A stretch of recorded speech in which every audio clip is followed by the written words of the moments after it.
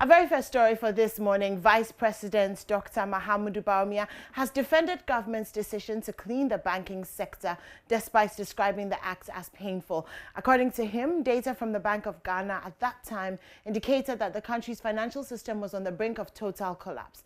Speaking at the opening ceremony of the Industrial and Commercial Workers Union's 11th Quadrennial Delegate Conference, Dr. Bawumia likened the mess in the banking sector to cancer in the throat, which needed to be cut off to halt the further spread. It was so scary, I must tell you, and I can say that now because at that time, of course, we couldn't come out to say the banks were about to collapse, but we were probably days away. It was that scary when the governor presented the state of the banking system and how it was worsening. And you had already started seeing in some savings and loans companies and some microfinance companies, some had shut down. Some had shut down and some were not paying. A customer will go and ask for their deposit and they will say, go and come back, go and come back. And we were teetering on the brink of a collapse of the entire system. Because once you start a run on one bank, then the entire system goes. And that was what we faced. It was a very scary prospect. The decision to clean up the financial sector was painful, but had to be undertaken. It is one thing to recognize the problem, and many people recognize the problem. In fact, the previous government, as Brother Solomon Kote said, recognized the problem. But it takes courage to tackle the problem. After all, government is not elected to make easy decisions. It is the hard decisions that often distinguish a good government from a not so good government. In the end, we saved the banking system and the bigger financial system and safeguarded the hard-earned lifetime investments of 4.6 million depositors, many of whom are workers. The Director General of the Ghana Education Service, Professor Kwesi Opoku-Amankwah, says concerns raised by teacher unions on challenges hampering academic activities have been resolved. The teachers have threatened to abandon teaching by September if their concerns, including lack of teaching resources, allowances and promotions, aren't resolved. Addressing a news conference on Thursday, Mr. Opoku-Amankwah indicated that most of their concerns have been resolved after a series of meetings with them.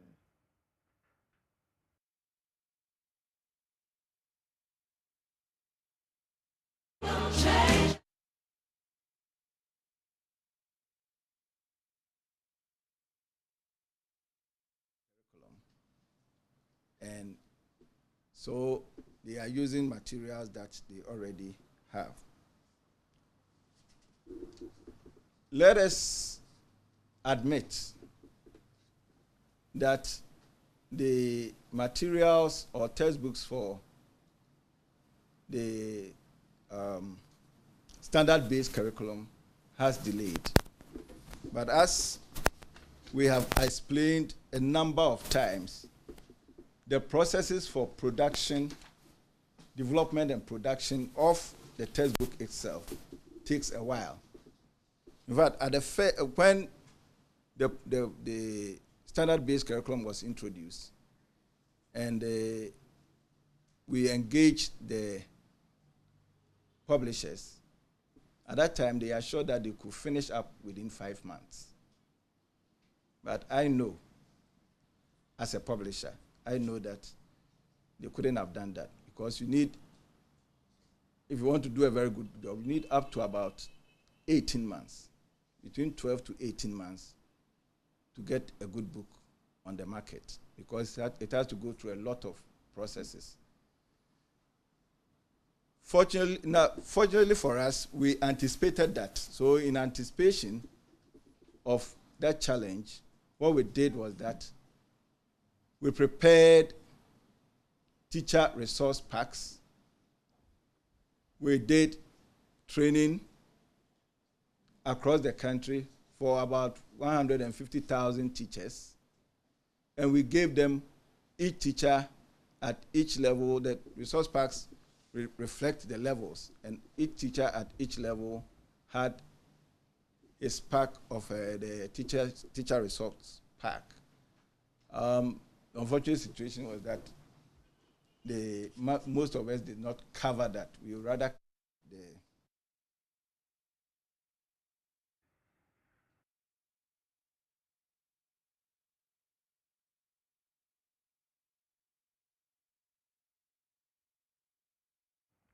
Now, officers at the Kumasi Central Prisons are asking government to expand the contagious disease allowance to cover all prisons in the country.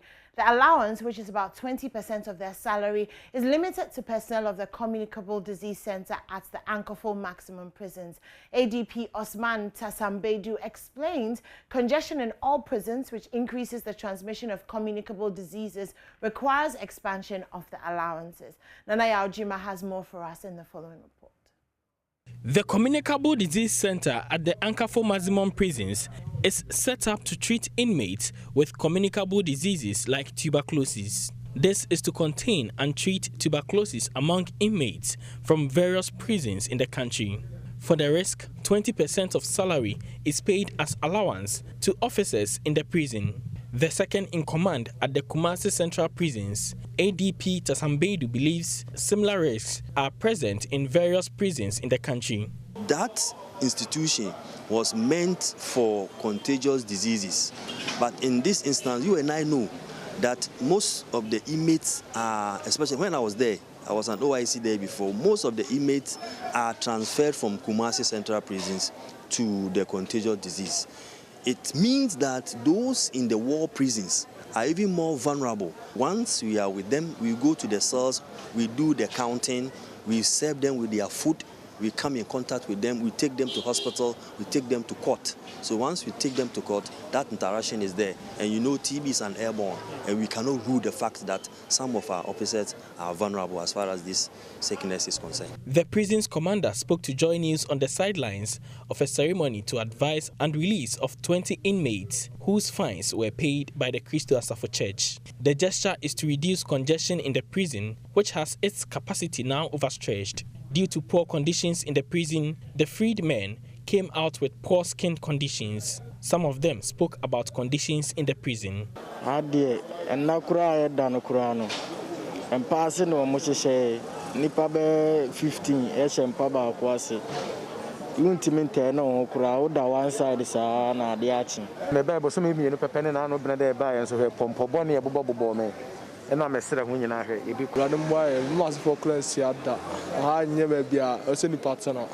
The church donated food items to complement government's feeding grants for inmates. Richard Brown spoke on behalf of Apostle Kojosafo of the Christo Asafo Church.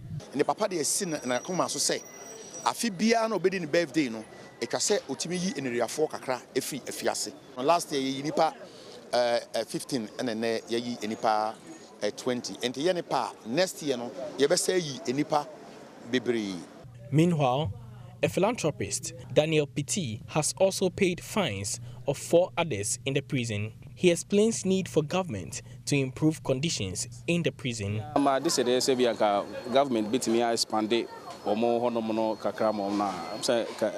The prison service is calling on the public to help pay fines of some inmates as a means to decongest the prison. For JoyNews, Nana Yaojima, Kumasi.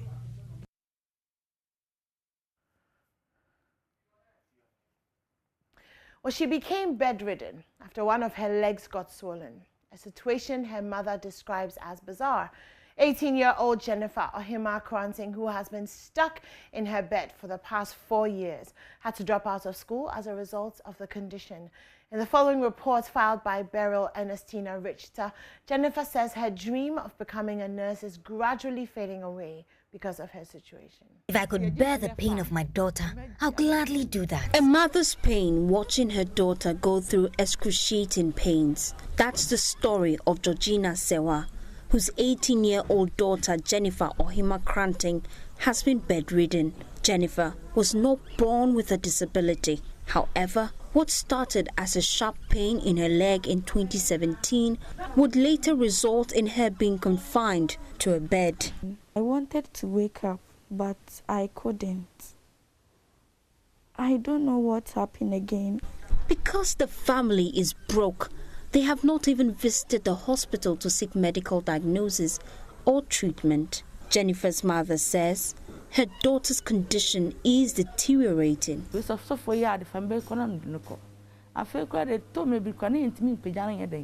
Pastors administered anointing oil and salt till it developed into a wound.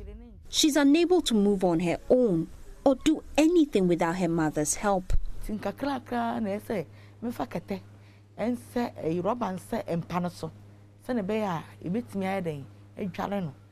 I cover the bed with a rubber when I have to bath her on the bed. When she has to ease herself, I wear her diapers. Whenever she's in great pains, I assure her that God is in control.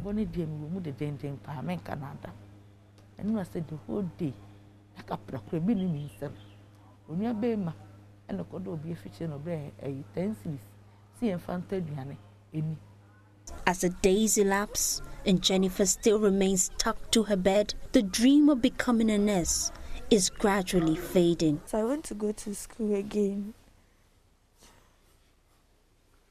What do you think is preventing you? My leg. I cry because I can't walk.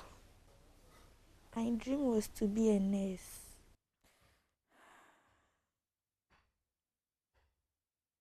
Just like Jennifer, her mother is equally saddened. She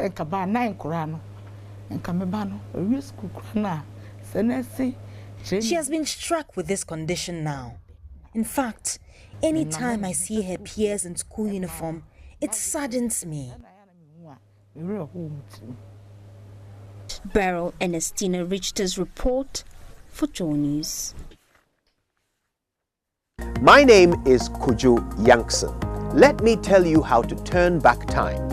You can now bring back all the fun, all the excitement, all the controversy of the Super Morning Show and all your favorite Joy shows when you go to myjoyonline.com/podcasts. Just select your favorite show and bring it all back again.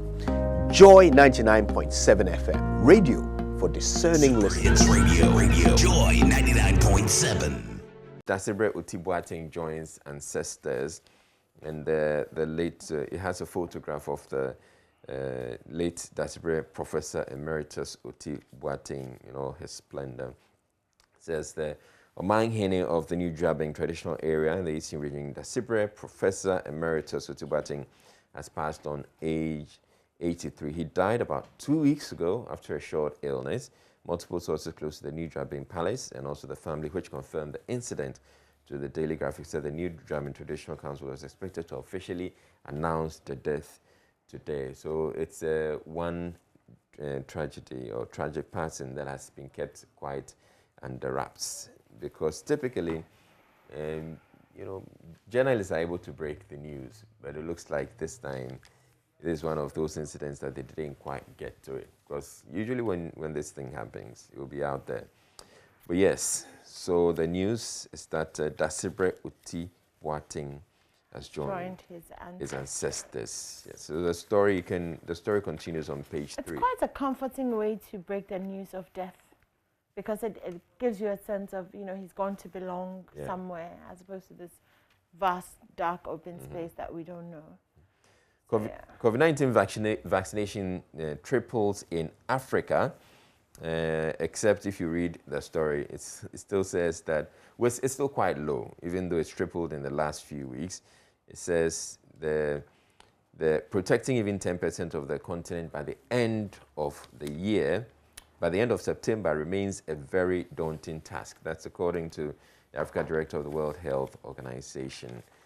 And then we move on to the page 9, where there's been an attack on Kabul. That was yesterday. Kabul airport attack kills 13. That's what the Daily Graphic is reporting. But this was yesterday. This morning I was hearing on the BBC that the number of dead have gone past 100. That's quite tragic.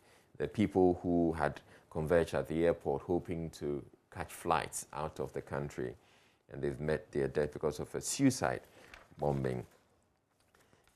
Okay, so the other story in the Daily Graphic that's worthy of notice: Chief Imam supports National Cathedral with 50,000 cedis. So that's quite a generous gesture, especially coming from he being a Muslim, deciding to support the building of the National Cathedral, which is for Christians.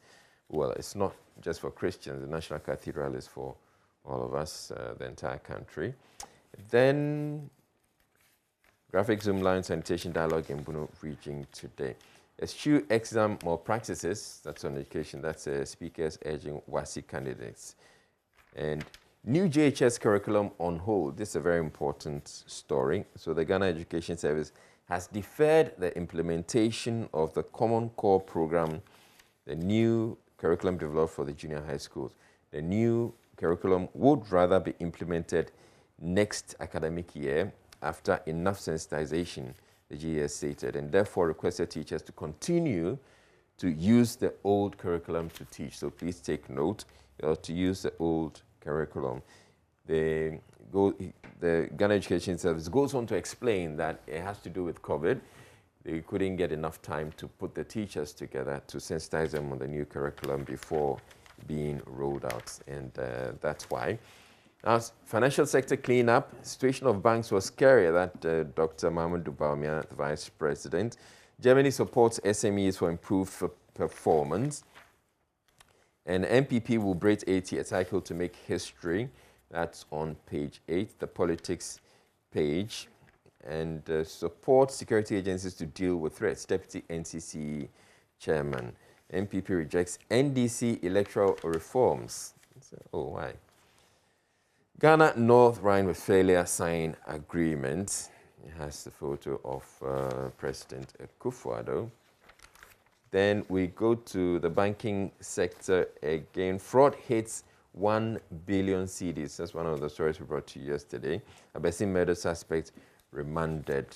And then on the back page, Bagre Dam spillage, NADMO deploys Operation Thunderbolt to flood-prone areas. And U.S. Ambassador inaugurates health facilities in Tamale. Oh, see? You are becoming a better man for me. I love that. Israel did, how many minutes? 7 or so? So, yeah. All right, great stuff. Yeah, but we had the interaction, so... I mean, yeah. Today I concede. Maybe 6. 6? Okay, well done, Israel. We do love you for that. Let's do the Ghanaian Times this morning. And on the front page of the Ghanaian Times, disaster looms. Thieves steal 50-kilometer railway tracks. An estimated $250 million lost. 10 arrested and 4 jailed. Aftermath of Pokwase interchange fufu pounding episode. The Greater Accra Regional Minister is on a warpath against indiscipline and charges presiding members to stamp it out. I'll bring you more on that story. Africa-Europe relation must focus on trade and investment. I agree. Absolutely, and not borrowing. I totally agree. Governments, labor unions must work to create conducive business, as according to the Vice President. Okay, so let's start from page 3. Father of Abesim murder suspects released. Elephants kill resident at Damankodanating. Wow. 3 stray wild elephants attacked and killed a resident of the aforementioned place in the Yunyu Nanshuan district of the Northeast region. Oh, so it was a 50-year-old man. He was attacked and killed by elephants on his farm. Wow, okay. Pokwase Fufu joint operators released. So 2 people were arrested by the police for running a fufu joint on the pavement. They've been released. The suspects are a 60-year-old and his 32-year-old daughter. And we've been following that story. And our indiscipline in Ghana is just, it's on a totally different level, completely different level. But it's because we don't enforce the laws. No, but it's even, for me, it's the idea generation, you know? So I'm like, what inspired them? They lay in their beds and as the sun rose, it was a eureka moment. Let us therefore go and pound fufu. Yeah, it's because a lot of people have come to believe that we really don't have laws or the laws don't exist. Do you think they were thinking about laws when they were They were not thinking about laws, but we should be in a society where you should know that anything you do is governed by law. By law, yeah. But I mean, they sleep and they think, yeah, there's no law. So I'm going to go and pound fufu on the pavement. In international stories. For them, excuse me, for them, they're like, if I'm pounding fufu on the pavement, what crime? What's my crime? I haven't gone to steal. I haven't gone to rob anybody. That's all. You're the first person at multimedia that I've worked with who says excuse me before they interrupt. Oh. Again, wow. Like, I mean, you know how we are journalists. Like, we just interrupt each other and just... Israel actually says, excuse me, I'm about to interrupt you. Oh, no. Oh, okay. Other international stories, excuse me. Niger army repels Boko Haram attack and says 16 soldiers were killed. More foreign news, several killed in explosions inside Kabul airport. Japan's Suga faces challenges in ruling party leadership race. And Israel's Bennett meets Biden in White House. Okay, there's also a 2-day climate change investment forum, which is ending in Accra today. And Western North region records bird flu outbreak. Uh-oh. The case of bird flu outbreak has been detected in the Western North region, making it the newest region to be affected by the flu since its outbreak. The country's case count stands at 28 in Greater Accra, 5 in Central Region, Volta 2, and Ashanti Region 7. Remember that we had a conversation on the bird flu a couple of weeks ago. Yeah. And the most devastating thing is that once a case is found on your farm, they actually just have to kill all the birds and completely disinfect. So please be careful out there. You know, do what you can to protect your investments. EC must adopt a listening approach to reforms. NPP executives must work hard to break the 8-year jinx. Yeah, that's an interesting one, this 8-year jinx. And we'll see how that goes. Only a few more years. GSA to recover $1.7 million owed by 73 shipping lines. Increased 20% mineral royalties to 50%.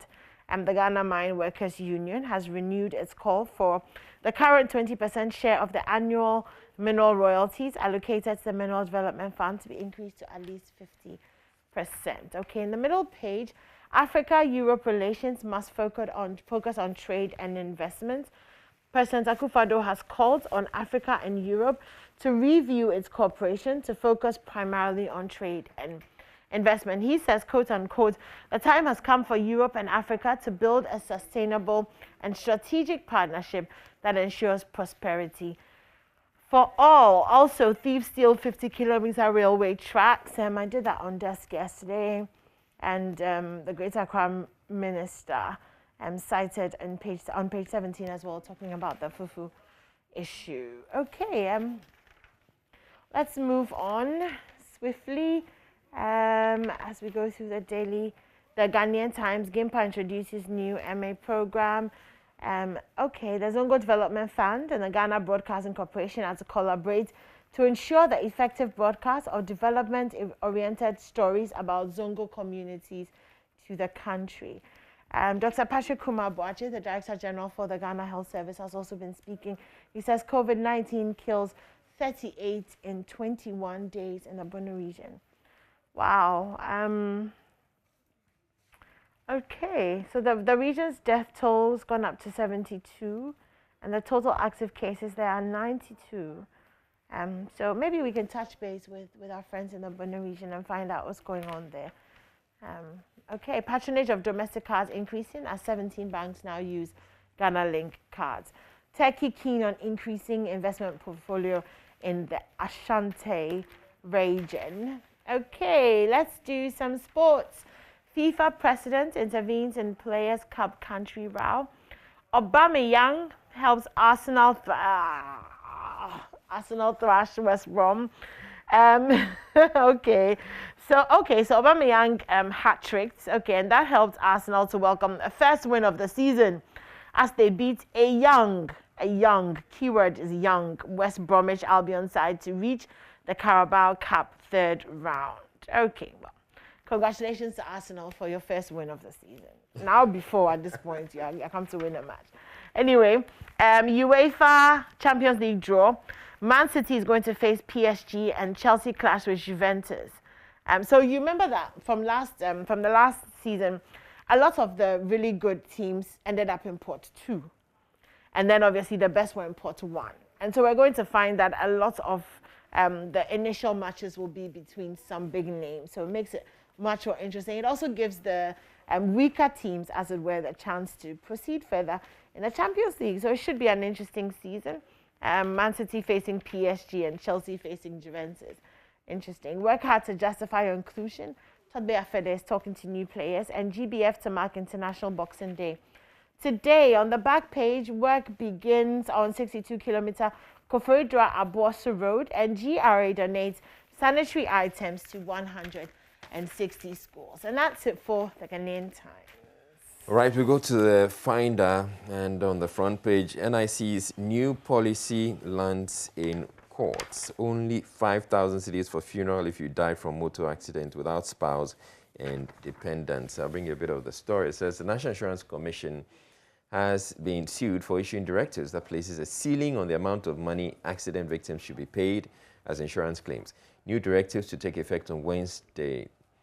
The directives, which are viewed as total shortchanging of accident victims, are expected to take effect on Wednesday, September 1, 2021. Mr. Edgar Kweku Redu, an insurance marketer who disagrees with the approach, has dragged the NIC to the Human Rights Division of an Accra High Court, and he's asking the court to declare the new policy null and void. So it's quite interesting. You may want to get a copy of the Finder to read the story in full. Then Mahama's corruption record is unbeatable. That's John Bwedu saying that. And Dr. Baumia shares government's first-term legacies with ICU. Chief of Staff commends SMEs for embracing technology. And in the center spread of the Finder, Ghana, North Rhine-Westphalia signed an agreement for cooperation in 7 sectors. NLC needs permanent labor commissioners. That's Ofosua Asamoah, the secretary, saying that. Police roll out surveillance center to check road carnage. And yeah, just about that's it for the Finder. Maybe the sports page. So 2022 World Cup qualifiers, Akono sweats over losing key players for South Africa clash. Jan describes 2015 AFCON goal against Algeria as the most important of his career. Okay. Samotechi's Olympic medal has fulfilled my promise to Mahama. Nilante Van der Poy is the one saying that. The former youth and sports minister. Pep Guardiola plans to leave Manchester City in 2023. And okay, so Samotechi is saying he was robbed in the semi-final bout. The Ghana Seoul Olympic medalist. Okay, all right. That's it for the Finder. The Daily Guide this morning, National Chief Imam supports National Cathedral project with 50,000 Ghana cedis. You're reigning corruption king. You're the reigning corruption king. NPP bites Mahama. Abasim cannibal caged.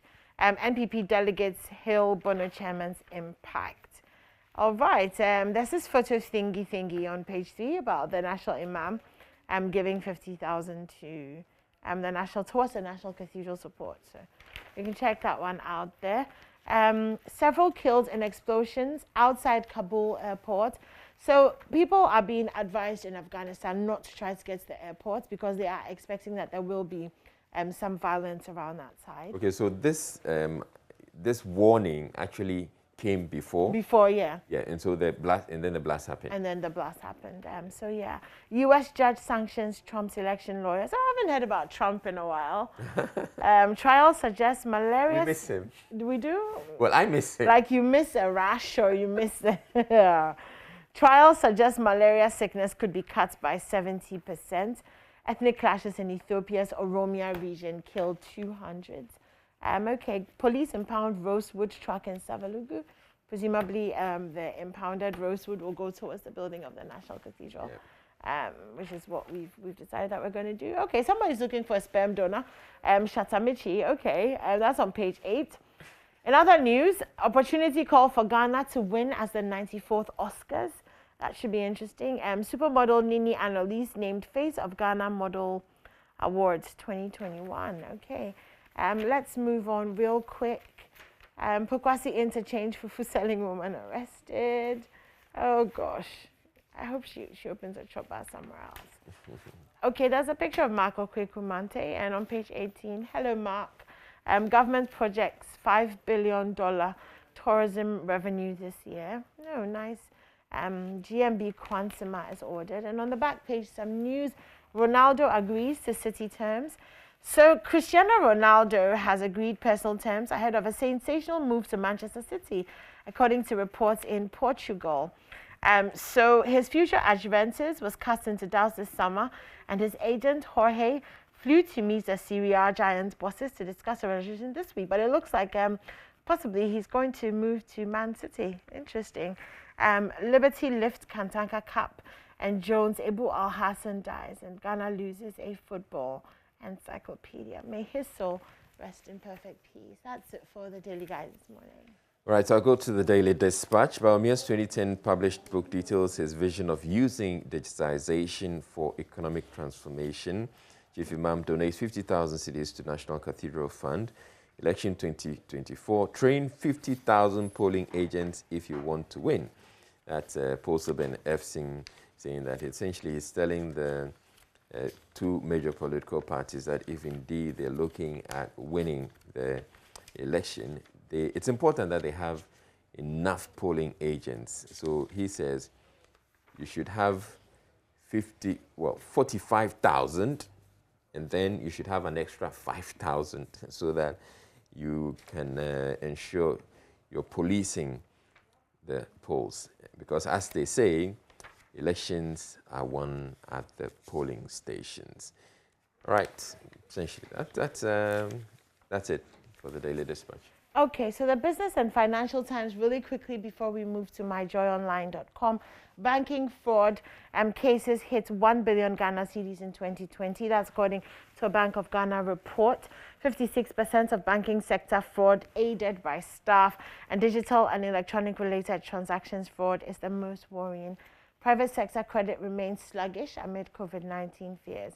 Access AFCSA through Ghana, and NLC push for permanent commissioners decentralization. On the back page, AMA to enforce 30% green surrounding policy. Oh, that sounds interesting. So the mayor of Accra Metropolitan Assembly, Nia J. Sowa, good morning, Ni. How are you?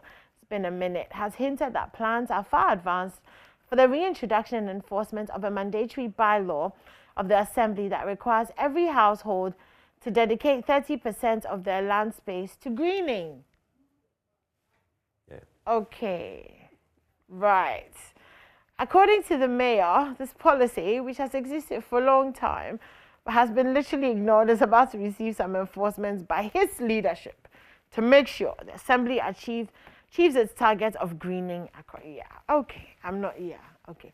One of the other arguments made for greening, ensuring that not then your entire house is paved, it's because you're supposed to, when it rains, you're supposed to have a part of the house that's soaked in water, that takes in water. Otherwise, if you have the whole house paved, each time it rains, all the water from the house is going to end up on the streets. So that increases flooding, actually. Okay, that's a very good point. Yeah. The houses that have no extra space, what are they going to do? I don't know about that. Because like people are really trying to utilize land, so yeah, you know, it's not really a lot of us that have like, you know, it's true, pavements and tiles and marbles and all of that what's not that you posh folk. Okay, I'm just trying to have a go at you, but I'm sure you get what I mean. Oh, I see Oreku walking into the studio. That gives me joy as well. He'll be bringing us the sports news in about 3-4 minutes. But let's go to myjoyonline.com this morning. And apologies to the EC if you want. Oh, apologize to the EC if you want electoral reforms heard. That's Boabing Asamoah to the NDC. Why is he asking the NDC to apologize, though? I mean, they also kick a fuss when they lose. Anyways, in other news, COVID-19 third wave, a concern. Oh, okay, somebody's getting with the program. We should take it seriously, John Ewa. Yeah, it is a concern. We've been talking about it. I think today Israel is going to spend some time diving into the dashboard. We're going to spend some time. Oh, you like diving into the dashboard. I'm just going to leave you to dive. Families of victims of a drug shooting want committee's report made public. Ghana, North Rhine-Westphalia signed agreement for cooperation in 7 sectors. And Crush Young, Deputy Finance Minister, pays for 5 sets of prostheses for the victims. And these 5 sets of prostheses are going to last them for 20 years. I did that story yesterday. It's so amazing. That's great. You know, the kind of help that they've also gotten. They've also gotten Dr. Orleans, Mr. Orleans, who is going to build a 3-bedroom house for them. So, you know, Seth and the team, the Ecosystem team, had raised about 90,000 cedis, and they were going to use it to build. And then this gentleman says, no. You keep the 90,000. Let's use it to set the mothers up, the family up. I will come in and I will build this 3-bedroom house for free. Nice. So amazing stuff. And then they're getting the prosthesis. And I mean, listening to the boys talking about how their lives have changed and they can't walk, they can't run. It's so heartwarming to hear, you know, that they will be able to do all of those things, again, because of your kindness. So very, very big thank you to everyone who donates when we call for help. 770,000 Ghanaian workers were affected by COVID-19, that's according to research. And your reigning king of corruption, that's the MPP, to Mahama. And that's about it for our online review. But you can go on myjoyonline.com. There's a lot more news there. Okay, we're going away now, taking a quick break. When we come back, Oreku brings you the sports.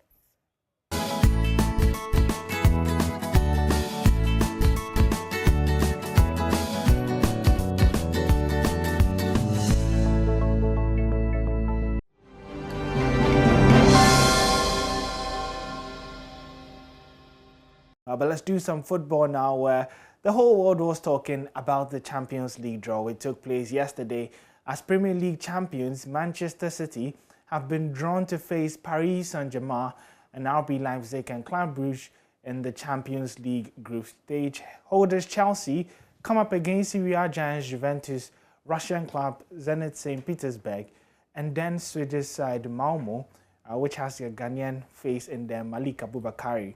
And then we have Manchester United, who would be facing Villarreal, a team that they met in the Europa League final and lost to, unfortunately, as well as Italian club Atalanta and Swiss side Young Boys.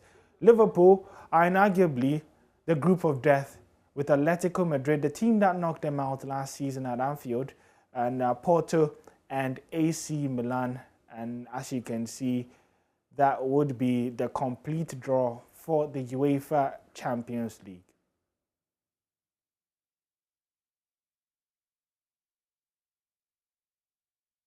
Well, we've been seeing a lot of news with Ronaldo possibly moving to Manchester City. If that happens before, deadline day next week, that means that we would be blessed with another Messi-Ronaldo game. Maybe 2 legs in the group stages of the Champions League. But let's come back to Ghana, where ahead of the Black Stars 2022 World Cup qualifier against Ethiopia on September 3rd, Ghana Football Association Communications Director Henry Asante has reviewed why his outfit chose the Cape Coast Stadium as the venue. There's more in the following report. The senior national team, the Black Stars, will begin camping on Monday, August 30, ahead of the 2022 World Cup qualifiers against Ethiopia and South Africa. The 4-time African champions go head-to-head with Ethiopia on September 3 at the Cape Coast Stadium.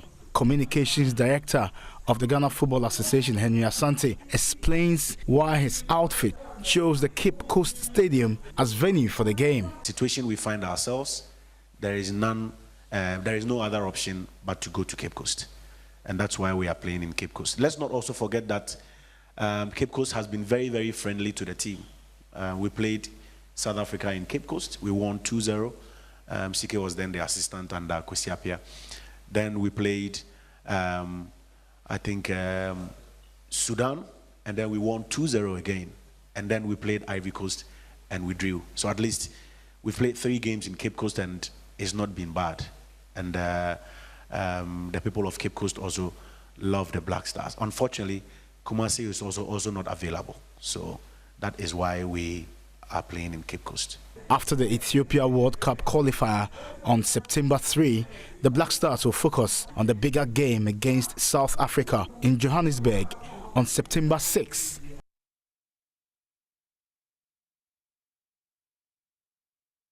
Well, before we go, it was a nerve-wracking contest last week with 3 contestants battling the boss Gary Al Smith for the ultimate cash prize of 250,000 Ghana cedis. Onasi, Ben and Seth proved their dexterity in sports, but was that enough to beat the boss? Are you ready? Well, they've beaten me once, so I have to be ready. Asamoah Gyan, Sule Ali Muntari, and Kojo Asamoah have something in common in their club careers. What is it? They all played in the Serie A. They all played in the Serie A. That's true, but is that what we're looking for? They played for Liberty Professionals. They are not wrong. I would give it to them. So the boss, I would give it to them. Gamemanship, sportsmanship has given you a point. What is the name of Ashanti Gold's home ground? The Langley Stadium. The Langley Stadium in Obuasi. The popular artist Sir Elton John is associated with which English club? Manchester United. Manchester United. Is it Manchester United? Watford. In the yellow. And that's why they have a stand actually named after him in the stadium. That's right. The boss, your final question to firm up your victory. Fatal Dauda is the goalkeeper for which Ghana Premier League team? This is the last question. The clue. No, Legon Cities. It is indeed Legon Cities, and the boss, after being kind and courteous, has stamped his authority, winning by 4-2. But you guys, well, let's give them fantastic guys. Let's give them a big round of applause. Unfortunately, they could not beat Gary to clinch the cash prize, but you out there, you have what it takes to beat the boss. Do you have what it takes? You can dial *718 *882 hash. Let me just go over that again. *788 hash. *718 *882 hash. So it's *718 *882 hash on either MTN, Vodafone, or Airtel, or Tigo, or on G-Money. Just dial *422 hash and select 4 and then 6 and follow the prompt to buy entries at 2 Ghana cedis to qualify to participate. The higher your entries, the better your chances. Remember, you can also win electronic goods such as TV sets, home theaters, etc. when you buy entries as well. As come to the show to contest the boss for a chance to win 250,000 Ghana cedis. So that's how we wrap up the sports here. My name is Oriko Ampofo, and I'll be back on Monday to bring you a wrap of everything that happened in the weekend in the world of sports. But till then, remember the AM show still continues here.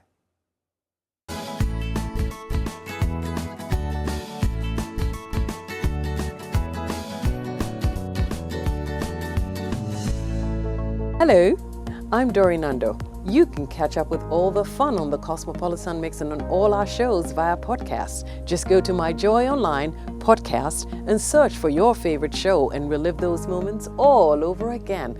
Only on Joy 99.7 FM, radio for discerning listeners. Super Hits Radio, Joy 99.7. And the conversation we're going to have next has to do with the recent murders. There's been a number of them.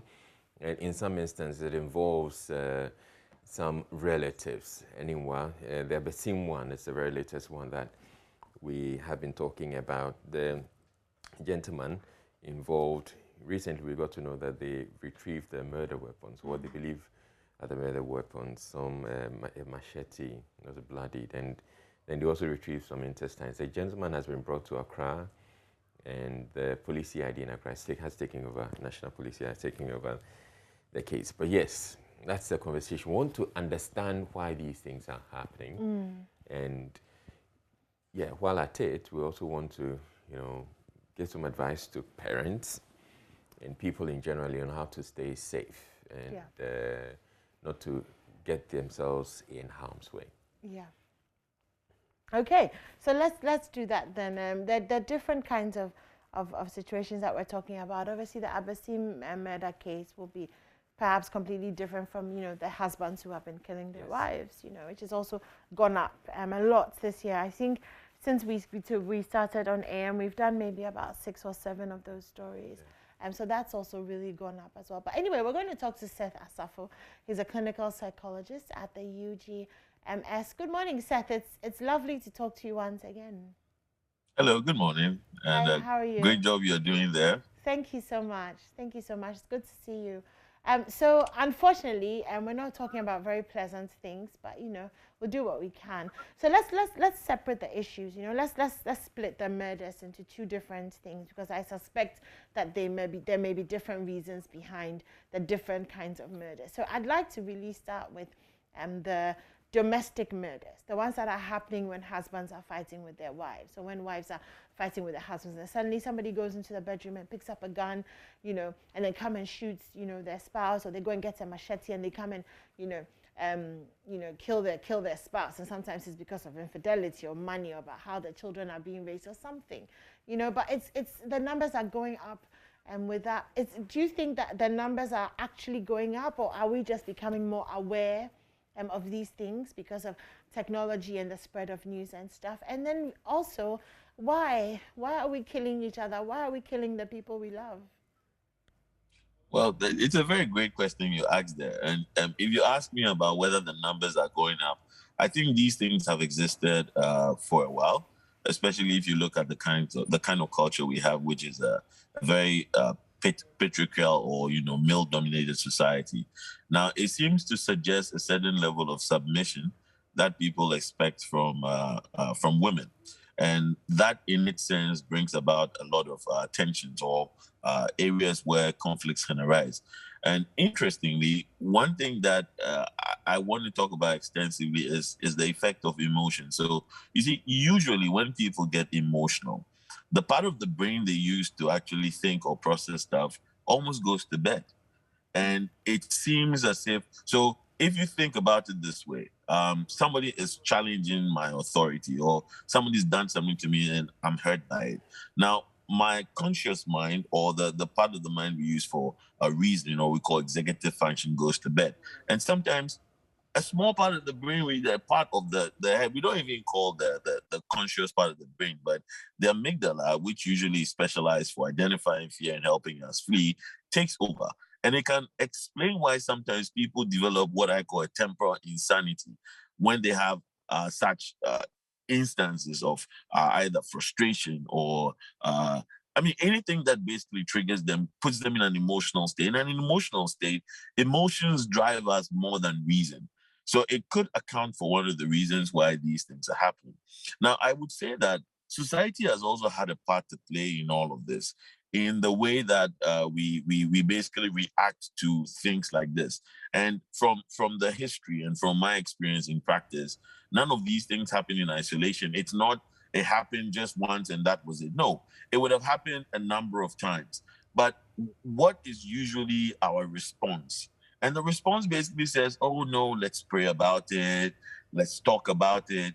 And it keeps going on and on. And for some reason, it seems as if a pattern is created for the person who's constantly engaged in this behavior to say that you have nowhere to go, or as it were, you like it. Now, I've had a number of interactions with clients who say they actually do like the fact that their partner would, shove them occasionally because they've done something wrong, because it shows that they care. And it tells you that all these things are reinforcing these behaviors unconsciously. So nobody's intending to do bad, but it's becoming bad and it's causing more problems for us than we had envisioned. I mean, what would it take for us to change our minds on abuse or on violence? Because I remember that I think a couple of years ago, I was doing a feature on women who were abused. And like you said, a lot of them said, that it's when, in the throngs of passion or anger, he would hit me or move me. It meant I had a certain sort of control over him. I could push him to that point where he would lose control. And so there's definitely that mindset, that we have.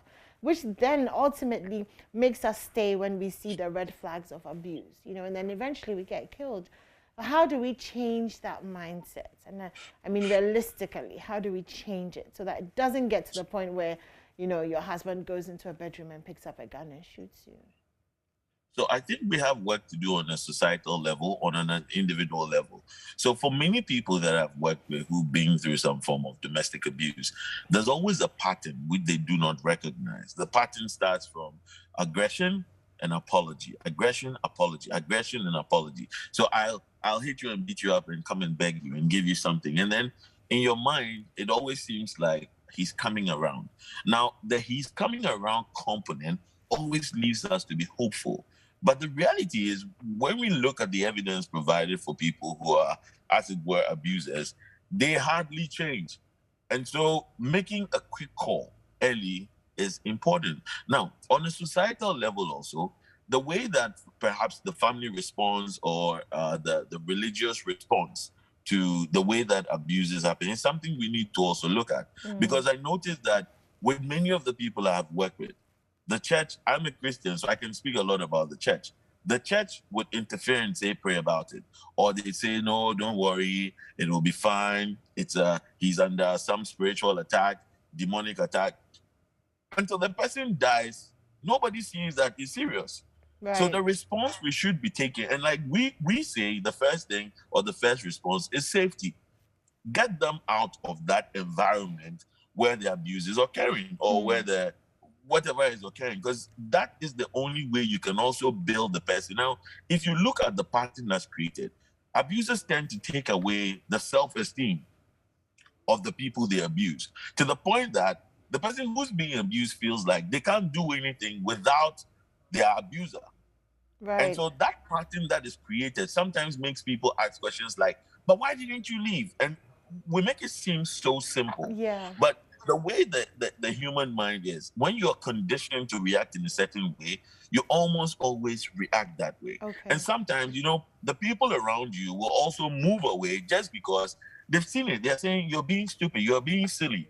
And they get tired of staying close to you. And the isolation in itself bonds you even more to the abuser and makes things worse off. And that's part of the reason why it keeps going on. And sometimes people feel like, I just have to embrace what this is because I can't do anything about it. Okay. My family's neglected me, everybody else. But I think the response that we get socially is something we need to look at, especially from the religious perspective and then the family context. Okay. Seth, so is it ever the case where a man goes from never showing any signs of aggression or abuse? Never. So gentle, kind, loving husband. Does it ever go from that and just escalates into one day we had a fight and he killed me? Or are there always signs that you can look out for and always? There are always, there are always signs. There are always signs. Let's not forget this. When you look at the typical abuser, the reason why they actually can get someone to even, let me say, fall in love with them or marry them is because they're so cunning. Okay, so they come in like your prince, the most amazing gentleman you've ever met, and they'll normally give you a story about how they were abused when they were little, and they have a lot of emotional baggage that they're dealing with, etc., etc., etc. So in a way, you already pity them, or you're feeling for them. You're saying this is a broken gentleman. So then it starts off with little comments. It normally doesn't start off physically. Okay. In many cases, when you look at the pattern of abuse, it would start either verbally or emotionally manipulating the person and then getting them to isolate from people who might draw the attention to the fact that they're being abused. Now, as the verbal abuses go, you'll see one day you are yanked, you are thrown, your hair is pulled out, and there's a quick apology and a making up. And then it seems like, oh, he's broken. It's because that's what he was. Then the physical and the sexual abuse, they come together. Now, the ultimate essence of abuse is control.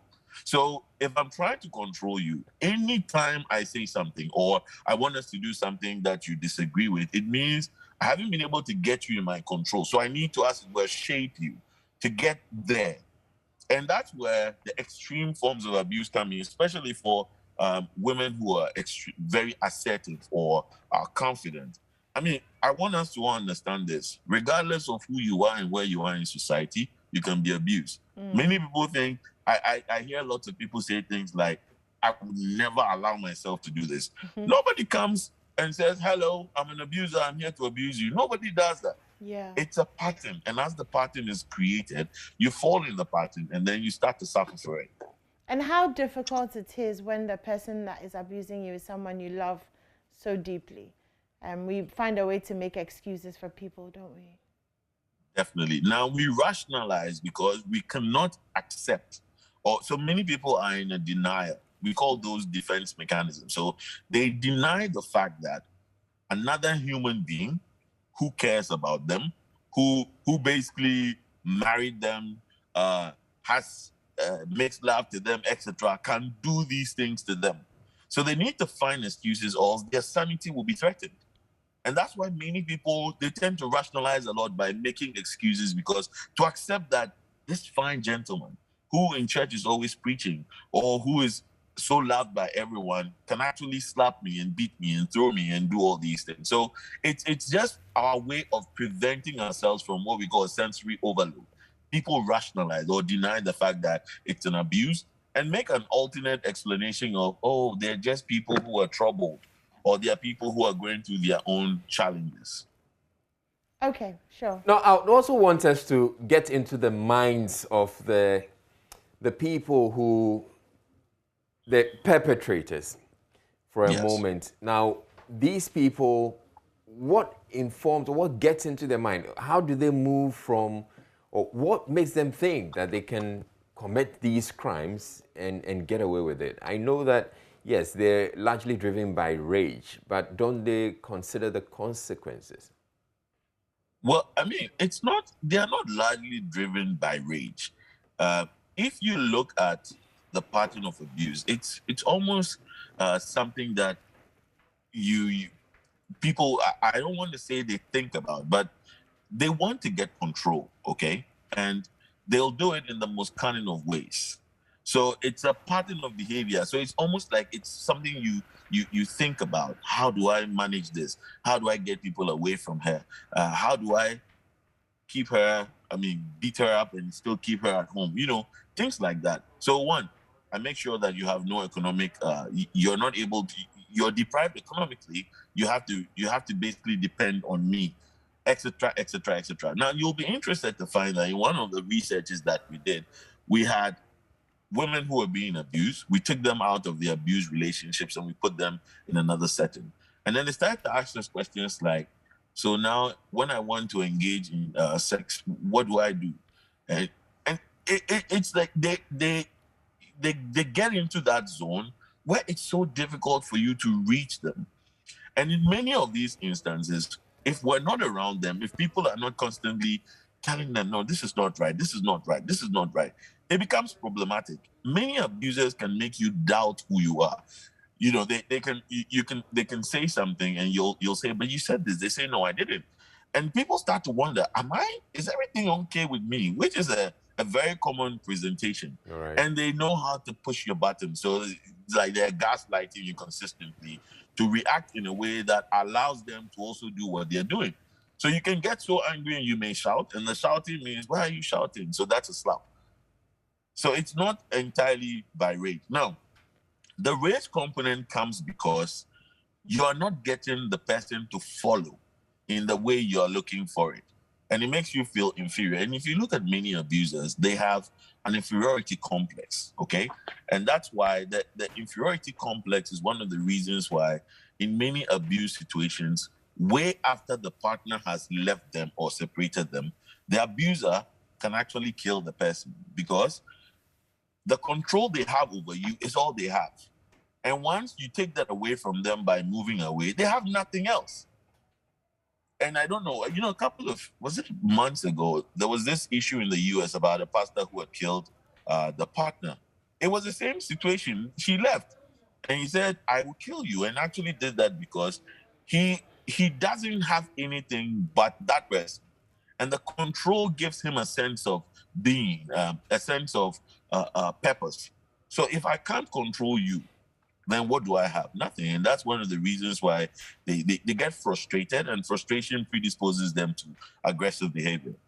All right, so we've looked at the aspect where the domestic setting, where people, you're having partners abuse each other, so spouses are abusing each other. But let's also just before you move to, you're moving to Abasim, right? Yeah. Okay. So just before you move to Abasim, just one final question for you, Seth. And we've talked about being the victim. Now, what about if somebody's watching to us and they are actually the abuser? So what if you start to see these things in yourself? You feel the aggression, the rage, you're hitting, you're slapping, you're pushing, you're shoving. What do you do? Well, there's always help out there. And the most important thing is to reach out to somebody. You see, sometimes we get caught up in our own minds to the point that we normalize the things we do and we consider them the norm.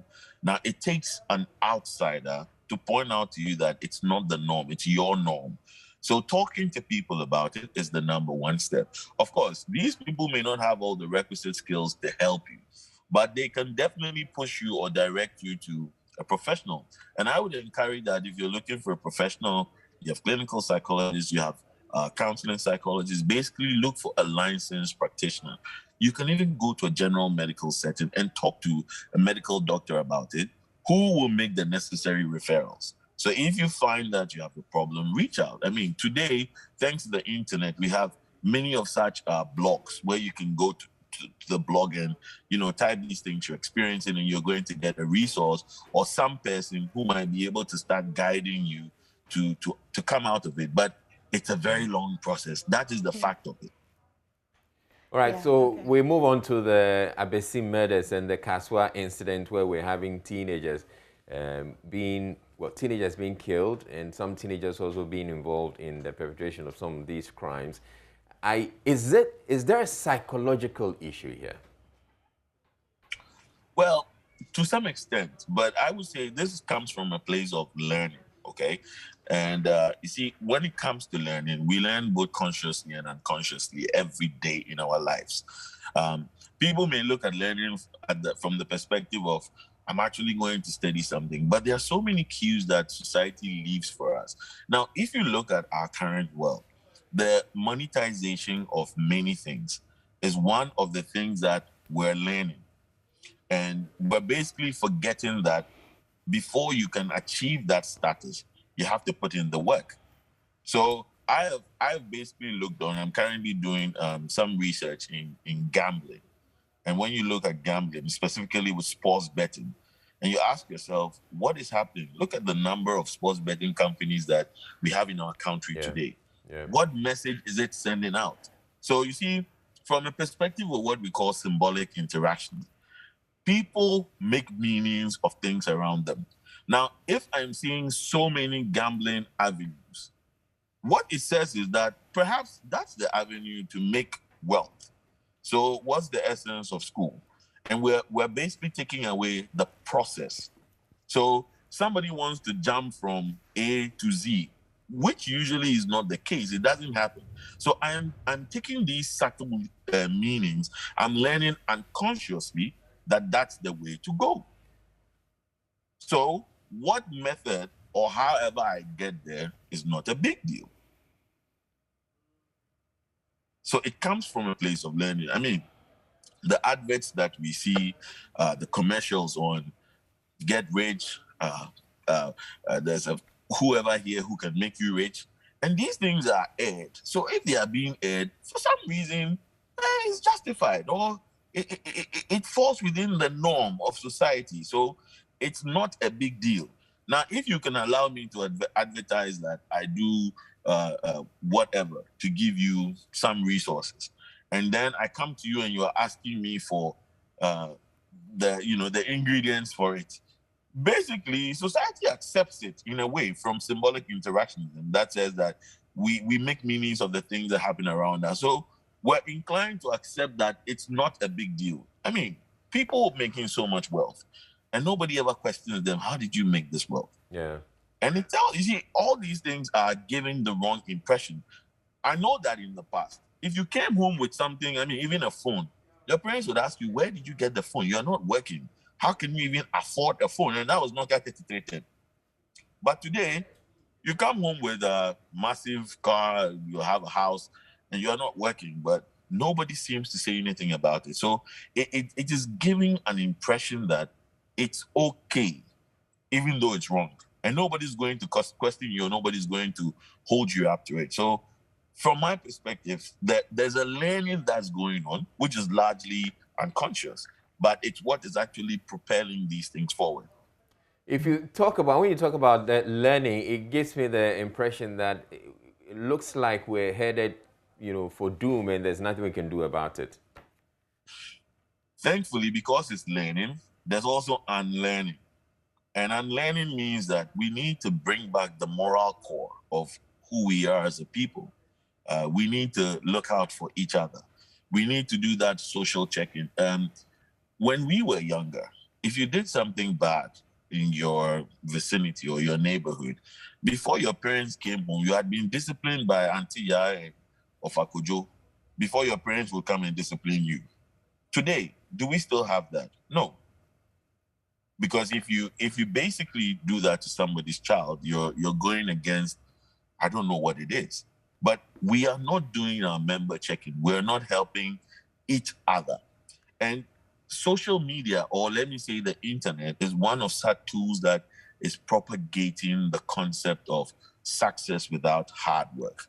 Of course, yes, there are aspects of it that people talk about their lives, about hard work. But lots of children I'm working with today are either wanting to do music or go into acting because, the fabulous life they see among these people seems to suggest that's the way to go. And that's why I say the moral core of society is being shaken gradually. And there are so many creeping compromises that we're having to deal with. And we're not noticing how these things are affecting us. Now, from a perspective of learning and unlearning, we can still create a learning avenue for the children who are yet to develop into the stage. We can say these ones will die out, but we need to provide context for our children. And that's, for me, the way to go. Context, hard work, and make it practical. So even if I want to give my child something, I'm going to make them feel like they worked for it, rather than just hand it to them and then they feel like, life, you should have things given to you. We need to do it in words and in actions. That is the only way we can rip our society of these kinds of things. So who's supposed to do this unlearning that you're talking about? Because from what you say, going back to those days when other parents or everybody else was checking on the child in the neighborhood, it's unrealistic to think that we can go back to those days. Definitely. We might not be able to do that through and through. But as our culture moves away from before what it was, interdependent in nature, okay, to very individualistic. So we're looking at our immediate families. The onus now falls on us in the immediate family to put context for the children in many of these things. So you're watching television, you're seeing betting, sports betting. Of course, put context to it and say, oh yeah, they do these things. However, the chances of winning are A, B, C, D. People have engaged it. They've done 1, 2, 3. There are people who have gone to jail. You're giving them context so that they don't take the advert as it is or the commercial to mean that it's just there. Now, there's so much work to be done on different fronts, from the school, from the church, from the individuals. Everybody needs to be a part of this approach to changing the narrative of what success is. Well, yes, it's a tall order. I believe it's going to be really difficult to get to do this, but, well, we'll have to try. And I believe the parents have a huge responsibility because most of it rests with them. If you're leaving it to the schools, there may be a few schools, but most of our schools are challenged, especially when it comes to, the public schools. Seth, just another quick question for you. Yes. Has to do with our children, So, I mean, I'm thinking, okay, how do we instill a healthy sense of awareness of risk, in them without traumatizing them, or like you say, you know, sensory overload. So overloading our children with the burden of their safety. So you want to teach them, you know, when you go out, you know, don't talk to this person, or don't do this, or don't do that, or don't do that. But how do you actually do that? Kind of, Okay. You get what I mean, right? Yeah, it's a very interesting question. And see, a lot of the times I've been saying that necessity is usually the mother of inventions. And if you look at the trait of resilience, that helps people to basically face life and advance despite adversity. It's not something that is learned. Well, it's learned in theory, but I can't come and teach you resilience. Sometimes you have to just allow people to go through things to learn from them. That's not saying that I can see that there's fire and I ask my child to go and put their hands in the fire. I can guide the child there and say, no, fire is hot, so don't touch fire. But sometimes we try to be a little overprotective. Now, being overprotective does not allow children to develop the necessary mental fortitude to persevere in the face of challenges. So when you start to face challenges, basically you're looking for an immediate coping, like how somebody would use alcohol to mask their emotional pain. That is a maladaptive coping because it brings about other problems.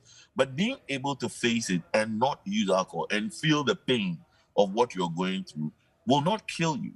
And it builds a resilience which allows you to, in endeavors in other facets of your life. So we need to help them to take calculated risk. We need to allow our children to be autonomous as we guide from a distance. There are things that you need to guide there and then and interrupt because it's dangerous and it can lead to, demise or, whatever it is. But sometimes we need to allow them to struggle a little for them to build resilience and notice that even without these things, life can still go on. Gosh, that sounds difficult, even for adults. I mean, how much more for children? But also, I mean, since we're talking about children, let me just bring you into a conversation I was having a couple of days ago with a friend about our children and social media. So, for example, you know, our children are on TikTok, they're on Instagram Reels, they're on all these things, you know. And the kids, you know, they know how to bypass the 18 plus thingy, and, you know, they'll have accounts that you don't know about and all of that. How do you, so I had a parent say, I'm taking away my kids' phone, you know, I'm shutting down their social media accounts. I'm doing all of that, you know, and the arguments became, you know, do you leave them to navigate this social media world, which we are not perhaps as conversant with as they are? Or do you shut them off? Are you delaying the inevitable? I mean, how do you deal with it? So it depends on every child, okay? But mostly we have a number of approaches. First of all is being able to censor the kinds of places they go to. And we have apps that help us to do that. Like, for example, the Cyber Nanny allows you to basically mark out. So if I install it on my kid's device and I have the parent device, okay, I can tell wherever my child has browsed, which sites and etc. And if I have, and I always say that it's good to sign contracts with your children now. So whatever you have, the device, the tablet, the computer, is just a privilege. It's not a right. And so if you misuse it, I'm taking it away for 2 days, which is depriving you of stimulation. Now, if we're able to do these kinds of things, it will manage it to some extent. Sometimes, if you notice that perhaps this may be problematic, I encourage the use of what I call communal phones. So there's one phone or one tablet which all the kids use at home. So you cannot. Do you want peace in your house, or you don't want peace in your house? Shared phones, that's the point. Communal phones. The truth is, in the beginning, it's a challenge. But if you're resolute about it, they will follow. It's either that or it's nothing. We are usually not afraid. We're usually afraid of pushing the boundaries because we are so concerned about how they will feel. But think about it. No, we are concerned about our peace of mind. We're not concerned about how they would feel. So that becomes a maladaptive coping because you're thinking about your peace of mind. Of course, so does peace of mind mean you can watch TV for the rest of your life? Definitely not. You see, as children, we need to get them to do the things they need to do. Because if you look at the way their personality is, they are always looking for things that offer pleasure. And if you allow a child to always engage in the pleasurable activities, sadly, they won't get anywhere in life. Okay, get it. Okay, I think that's it for me. Okay, so I still want us to come back to the perpetrators and the people who are involved in some of these things. Do you get a sense that because people do or commit some of these crimes and get away with them, it encourages others, or there are no consequences for many people, and so they feel that they can, because we're looking at the stats, and there's been, 333 murders, and very few of them have been resolved. Is that also part of the problem? Definitely, and that's part of the symbolic interactionism I mentioned, that people learn. We make meanings out of things that happen. And so if somebody's gotten away with it, I can also get away with it. It's human nature. We learn by observing. So if we're able to, as it were, block all these avenues, and people could see that engaging in this would actually bring about such consequences, it might not entirely eliminate the behavior, but it would make people rethink if they want to engage in the behavior in the first place. And then as we add the other measures of like public education, bringing back our moral core, the norms, like the moral, the norms back to society, then they all play a role in shaping people to sort of move away from these kinds of things. And I think the school, the churches have become very significant agents of socialization.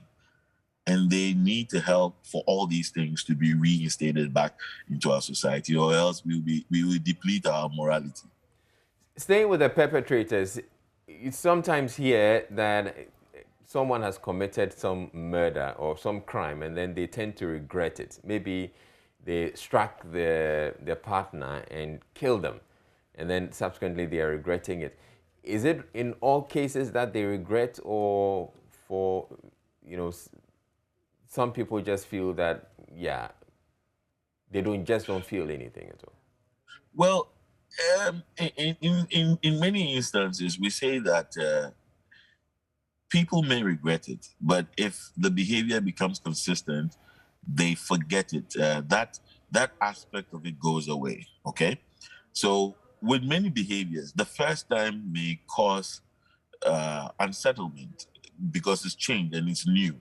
I mean, I've seen several people see an accident, and when they see like the sight of blood, you see people cringe and all of that. It's because it's new, it's novel. And we have what we call mirror neurons in our mind that basically are able to tell discomfort among people, okay? Now, if I am constantly seeing these things, and that's perhaps one of the things that happens with the hospitals. We sometimes go to the hospital and you say, they're not even reacting. They've seen it so much, they become habituated to it. So if someone is doing it so consistently and they say they regretted it, I'm a bit skeptical about that. But somebody does it once and they suddenly just realize no, because they are feeling within themselves a sense of guilt, because their mirror neurons are saying this causes pain, and you basically you are feeling the same pain you think the person would have gone through. So like I actually really do check. If I ask a question about how would you feel if somebody went through a situation like this, the reactions that people gives me an impression of how they are able to empathize with people. So you can tell almost directly. So sometimes people may feel guilty, but if they've done this severally, the guilt goes away, it becomes normal, they become habituated. All right, thank you very much, Setho Safo. Setho Safo is a clinical psychologist at UGMS. We appreciate your time with us this morning. Welcome. Yes, and interesting conversations. And some of the things he's talked about, the unlearning bit, and I'm wondering, can we actually do this unlearning thing? Unlearning it sounds like it's actually impossible.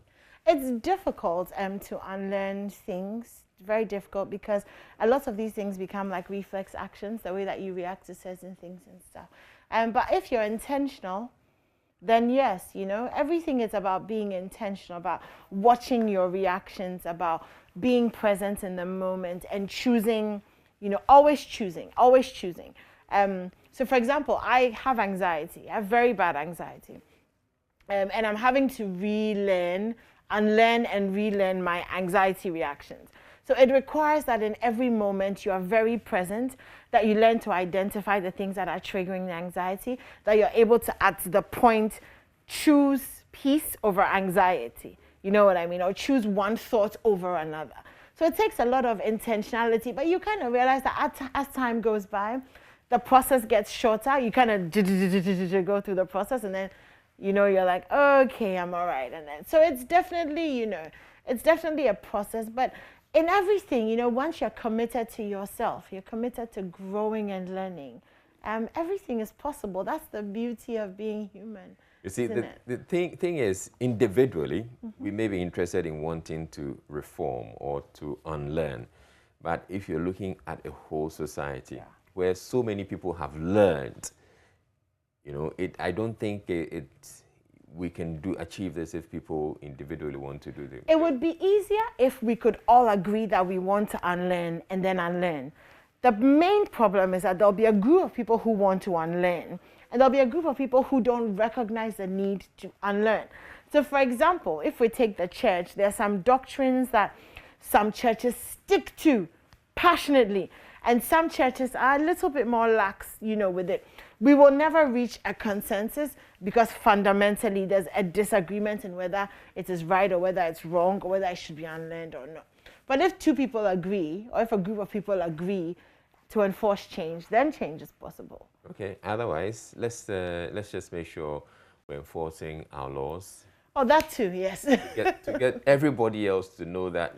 I think that's the way for everybody to unlearn. Regardless of how you feel, you do not do this, you do not do this. These are the consequences, and you can't bribe your way out of it. Love that. Okay.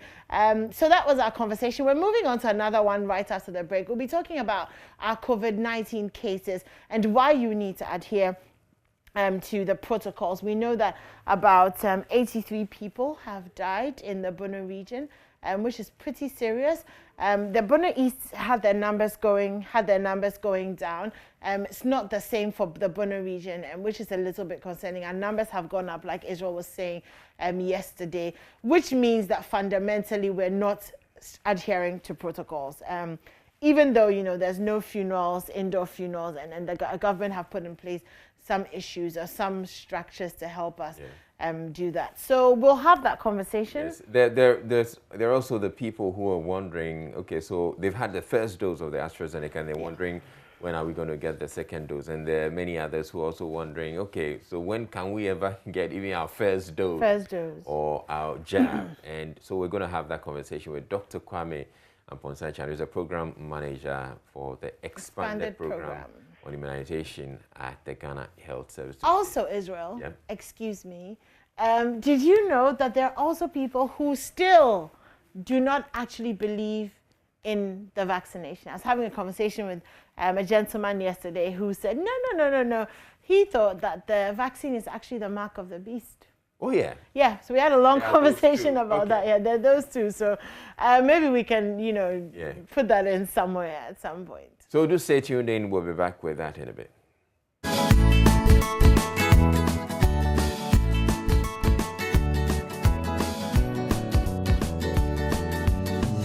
Hello, my name is Evans Mensah, and you can relive all the fun and excitement on Top Story, Newsnight, and of course, Ghana Connect via podcast. All you need to do is to log on to my JoyOnline/podcast. Search for your favorite show and relive the moment. Joy 99.7 FM, your radio for discerning listeners. Joy 99.7. It's Friday, so we're absolutely happy because it's almost the weekend and we get to sleep and not wake up at 4 a.m. It sounds like you're more excited about the conversation we're having off air. Yes, which I was rudely interrupted by Yao. But anyway, I'm a woman on a mission, so I will not forget that conversation. But I'm excited it's Friday, so I'm looking forward to not waking up early tomorrow morning. So yesterday, His Royal Highness Israel Laye posted a very interesting thingy on his Facebook page, and of course got Africa talking. which is just, what he does, you know what I mean. And it was about a kite. So if you look on the screen, Israel said, what is it called in your dialect? As if you know what it is. And the hashtag was before Nintendo. Because this was way back. The kids of these days, we call them Indomie generation. Indomie generation. And of course, 464 of you commented, or something around that figure. And okay, we're going to go through some of that. I would love if you could also get, interactive with us. Okay, so I had gone after several comments. Then I came in, I saw that, okay, so virtually everybody else was calling it Songoli, or there's some Songoli in there in the name. So I was trying to get people, get to understand where the Songoli came from. Okay. If it's Tree or Gan or Ever or wherever it's coming from. Okay. So then I had to bring this one. But see this lady who comes in to say, Estinam, she says, kite in Guaso language. How do you call, how is kite Guaso language? Yeah, okay. So what is Songoli? It's kite. A Songoli. A Songoli? Mm-hmm. Oh, in what language? I believe it's Gan, actually. Really? Yeah. Oh. I believe it Gan. I really don't know how we came about it. But yeah, growing up, that's what I called it. Songoli? Yeah. Oh, but I used to call it a kite. Yeah, that's English. Which is what it's called, a kite. That's English. Okay, well, it's called a kite. Not sure what else to call it apart from a kite. But anyway, you also had a lot of people coming in to confess. So if we go through, so this guy Habibu, he's in Gambia, and he says it's called Nawal in Gambia. In Gambia. Okay. But then if you go through, okay, so Selom, well, Selom is Selom, yes, the troublesome Selom. Good morning. He says Asangoli. So he talks about, I took my mom's black thread and went to enjoy my Asangoli. On my return, she asked me to go and bath. When I entered the bathroom, no kikra. She entered and locked the door. Beatings me once. He said, I never change. I'm still a bad boy. Oh, that's a good one. Okay. So it was one of the confessions. And Edwin was the one who, I remember taking you this pic in those days. He took Edwin, so do you know Edwin?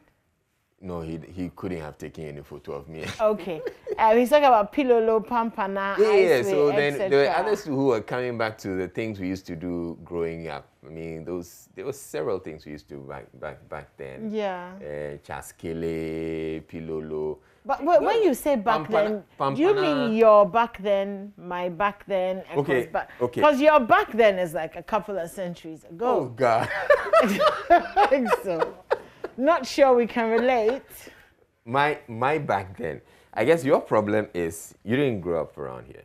Where did I grow up? You said kite. Well, it's called a kite. How do you call that kite? It's called a kite. That's English. Yes. Yeah. It's called a kite. Have you eaten cocoa from a rubber bag before? Exactly. What does this have to do with it? My point is that you cannot pull one on me just because I call it a kite. And so you've eaten cocoa from a Olonka rubber. I have. No, you haven't. I have. No, when did you? Last week? No. Because as of last week, you had not eaten cocoa from an Olonka. As in, okay, wood no shop. Up. Hey, Israel. Echo. Echo. Okay, yo. Okay, same way you'd have the leaf, the beans. Have you had beans in the leaf? Of course. Okay, so you mix it. Yes. In fact, they mix it for you with the palm oil. Yeah. But anyway, I think we are digressing. We're talking about kites. Yes. And we'd like you to join the conversation. Why don't you let us know what you used to call a kite growing up? I see one comment there. Isaac Amun says, we Kumasianos call it kite. Enjoyed making them from newspaper, and yesterday... But yesterday's Banku was the glue. Hey, I don't see the Indomie generation making them. Wow. I don't think so. I really don't think so. Okay, so this guy comes. Okay. I said, right pronunciation. Osangoli. Osangoli. Osangoli. Osangoli. Okay, we the stubborn Zongo boys, they call them Asangoli. Okay, I remember those days, but I've forgotten the name, Asangoli. Okay, so Joe says in my hometown, Senyabreku, we call it Oponko Dede. Oponko Dede? What's that? Oponko Dede.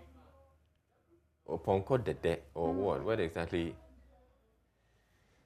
Anyway, yeah, not quite getting it. Okay, can we're actually supposed to have had a conversation about COVID. We will have the conversation. This is just a little, but yeah, the phone lines are open, 0302 211 691, 0302 211 692. Why don't you tell us what you used to call a kite when you were growing up? And if you're parents, have your children had kites? Because funnily, mine haven't. Yeah, it's just not a thing. They haven't done the chaskele thing with the milk tins. You know the milk tin? Your children, because their mother didn't even Yeah, whatever. Do you remember the stone thing that we used to do when you throw the stone and you pick and then you catch the stone? Yeah. Did your children ever do that? No, my children, no. I mean, but these days they're doing the PS4s and things, and they're playing artificial intelligence and coding and okay, all right then. In fact, these days they don't actually ride bikes like we used to. No, they don't. They ride bikes on the Wii, the Nintendo Wii. Yeah. Charlie, the world has become something else. Anyway, why don't you let us know what you think? But we're also going to be having that COVID conversation and about the fact that our numbers are going up, which is very serious. And getting into the weekend, obviously, when you're socializing, we want to remind you to stay safe. Be careful out there because COVID is real and it still kills. Yeah. All right, so we're opening the phone line 030-221-1691 or 2. If you happen to know what the kite is called in your language, just let us know. But I'm actually more interested in someone who would tell us where the name Sangoli actually comes from. Yeah. And how we came by that. Because I'm curious. I actually want to know. I'm trying to, even if it's Ga, how do you, what word in What Ga word is it? Because if it's tree, what word? It doesn't sound tree either. Yeah. So let's see. Bless you. Oh gosh, okay. This is a TV moment. So yeah, call us and let us know 0302-211-691 or 0302.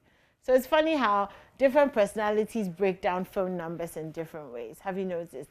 You do the 334. So you say 030-221-1691. But that's what it's supposed to be. I do the 433, which is 0302-211-691. It's supposed to be 334. Why is it supposed to be? Where is it written? In the Constitution? That's the international standard. In which book? Even if you take your phone. Prove it to me. No, you take your phone and try to dial. Prove it to me. Victor is calling us from Edukrom. Victor. Yes. Wagwan. The way he said yes, Victor, hold on. Oh, now we've lost it. It was like his mother is calling him from the kitchen. Victor, buy cocoa and no babe. Yes. Okay, so it looks like we've lost. Victor, call us back. Israel was about to make fun of you, though. So 030-221-1691 or 030-221-1691, whichever floats your boat. Call us and tell us how you say it in your local language. And we have Mohammed calling us from Kumasi. I'm enjoying the discussion. Okay. About the Asangoli. What happened in our childhood. Okay. As far as kite is concerned. Yeah. We were calling it aluplane. You're calling it what? Aluplane. Aluplane. Wow.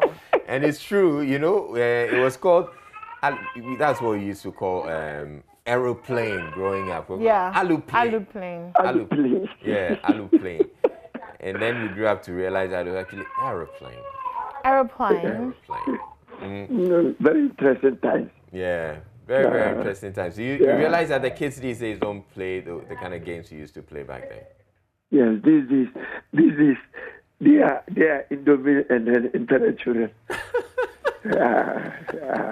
Okay, thank you very much, Mohammed, for calling. We have Michael who's calling from Siani. Hello, Michael. Yeah. Ah. Wow. Okay. Is that Michael or Victor? Michael from Sunyani. Okay, but you also went with yes. Yes. Okay. All right. So Hi, what do Michael. you call the kites in your local language? Those things. You saying? We are so conversant with Pilulu and then Jaskele. Okay. Jaskele, do you know Jaskele? Yeah. Is it Jaskele? It's Chaskele. It's Chaskele. Oh, it's not Jaskele. Yes, I'm a Botanian, so that's what we call it. Oh, okay. Back in Abo. Okay. Abo in the Busa. Yeah, but the Chaskele is for those who don't know, it's the one where you use the milk tin. And then you have a piece of stick. Some pan down. You strike. Or sometimes we use a hole and then we use a stick heat it to enter. Yeah. And then there's also. I'm even still having a mark at my forehead. Hey. Out of that. Okay. Yeah. Those things happen. I'm sure if this game came back around this time, they'll ask us to put on helmets. That is it. Wow. Okay, thank you very much, Michael. And we have Bernard calling from Teshi. Bernard. Hello. Hi, good morning. How are you? Good morning, I'm fine. Awesome. I'm great too. So what do you call a kite in your language? In Ga, I'm a Ga. We call it Asangle. Asangle. Please. Asangle. Okay, please. Can you tell us how that name came by? In Ga language, when we say something is hanging, yeah, we say it's hanging. It's hanging. Yeah. It's hanging. Yeah. And it's hanging on within your territory, within your area. Okay. Okay.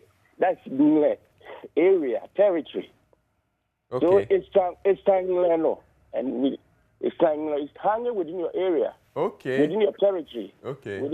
In the sky, hanging in the sky within your territory. That's how it came by the name. It's Sangleno. It's Sangleno. It's Sangleno. Corrupted form of it's Sangleno. Oh, okay. It's why my daddy told me when we were doing it, but then we were staying in Cape Coast. Okay. When I was a child, I started schooling in the north. I came back, primary school, and came to university. So that's what daddy told me. Those Okay. All right. Thank you very much, Bernard. I think Bernard got it. Yeah. He's just nailed it and nailed it, helped absolutely. that house. We have Herbert calling from Jomoro. Hello, Herbert. Yes, please. Okay. So in what? My language, it is called Tunduhuaba. Okay. Tunduhuaba. That's a little difficult. But what does it mean? Hanging in the air. Okay. Hanging in the air, floating in the air. Okay. Tunduhuaba. Oh, cool. Yes, Unsama. All right. Thank you very much, Herbert. Then we have Wise calling from Aflao. Hello, Wise. Yes.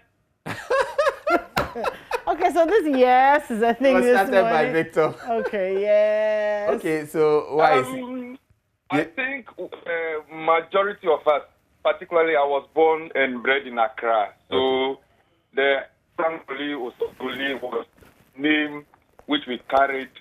And up till now, though still in the voter region now, I don't actually know the name. But there are some because even these days, you don't see the kids do it any longer. Yeah. So we don't actually know the name. Personally, the name. But there are some still who's spoken. All right. Yeah. Thank you very much, Wise. Thank you. Okay, and God is calling from Kaswa. Hello, Gad. Yes, I'm Gad Amenson from Kaswa. All right, Gad Amenson. How are you? I'm good. Yourself?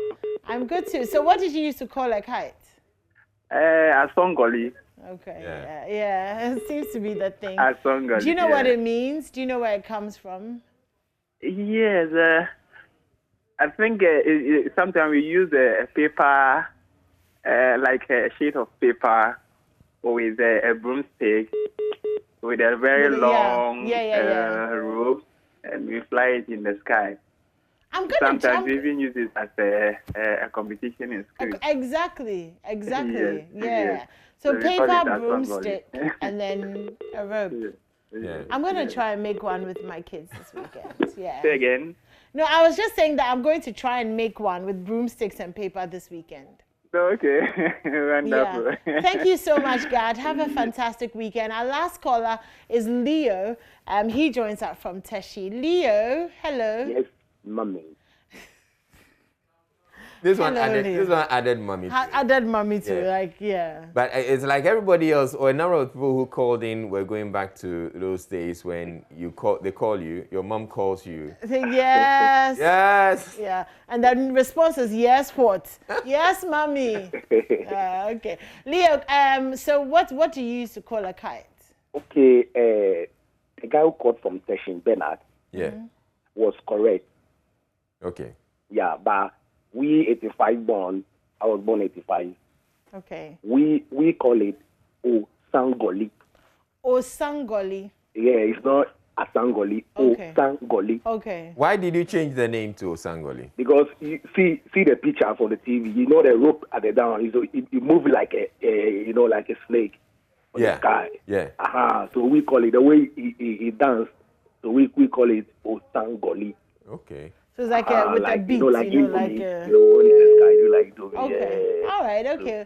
Okay. Great stuff, Leo. Thank you so much for joining us. Have a great weekend as well. Thank you to everyone who joined the conversation, and for the different names and the different variations of Asangoli that you introduced. We're going to take a quick break. When we come back, Lateef Abubakar joins us. He has a play running. I think it's next weekend. And it's called Something Must Kill a Man. Something must kill a man. When he comes, we're asking, what is that something that must kill a man? Yes. And then you and I can return to our conversation off camera. So don't go anywhere. This is still the AM show. We're here for a little while longer.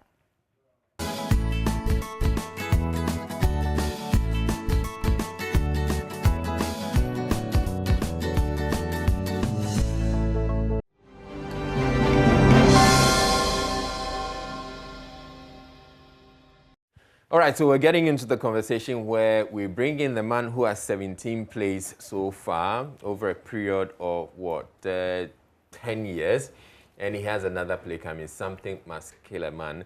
But I just want us to quickly go back to the post about the kite and to one comment that was posted by Cecil Gabra. And he says, we always destroy the brooms as the sticks were used to design the strongest Osongoli. So now, my message to him is, how would you feel if your kids did that to you? Sister Gabra. Okay. So the kids would destroy something in the house, and it will become difficult for you to, chastise them because they will say, but you did that to your mother growing up. All right, but let's get into the conversation. Something Must Kill a Man is airing in 6 days, and we have Lateef Abubakar joining us to tell us all about it. So, Lateef, 17 plays in 10 years? Yes. That's incredible. That's a lot of plays. That's a lot of plays. We started in 2009. That's our first play, Romantic Nonsense. Okay. So, and then the 17th one was Thank God for Idiots. So, started with Romantic Nonsense, ended with Thank God for Idiots. Yeah. And then so we are moving towards the 18th, which is Something Must Kill a Man. What is that? What's the thing that must kill a man? Normally, when someone asks me such question, what is Something Must Kill a Man? I'm tempted to say it's a comedy play. The normal thing is a comedy play that will entertain people. Yeah. But this particular play is quite unique. It's actually a creative, unique team building training that has been put, or that is going to be demonstrated in the form of a comedy play. Okay. So that is actually out of what we usually do. Mostly we focus on developmental issues, current issues, and then we try to get solutions towards it, one way or the other, to address it in our place. But this time around, we're moving into the corporate world. So we are tackling team building. in a very interesting, entertaining, and comical way. That actually is something must kill a man. As for what will kill a man, I will never talk about it here. But it is in the play. Wow. Okay. That sounds good. So who are the cast? Who do we have to look forward to seeing on? It's been led by Smith Asante. Okay. He's led a few of your plays Exactly. recently. The interesting bit of Eko leading this particular play is he's leading it from the UK. Oh. Okay. So we actually being realistic because you know that currently people work from a virtual home. Yeah. And when we talk about team building, we are trying to bring everybody together. We will reflect that. That will also reflect in the play. Okay. So Eko Smith is playing in the play actually, but he's a cast, he's a character in the play, but he's playing from the UK. Oh. Interesting. So what? He's joining via Zoom. Does that mean that you're having other people who are joining virtually? Oh, even the audience will participate in the play virtually, too as well. Okay, that we can understand, but the core actors. It's actually not the lead. He's a leader, but not the lead. But the core actors and actresses will be on stage. But I'm saying that there are definitely some people. Remember, team building is more a participatory approach.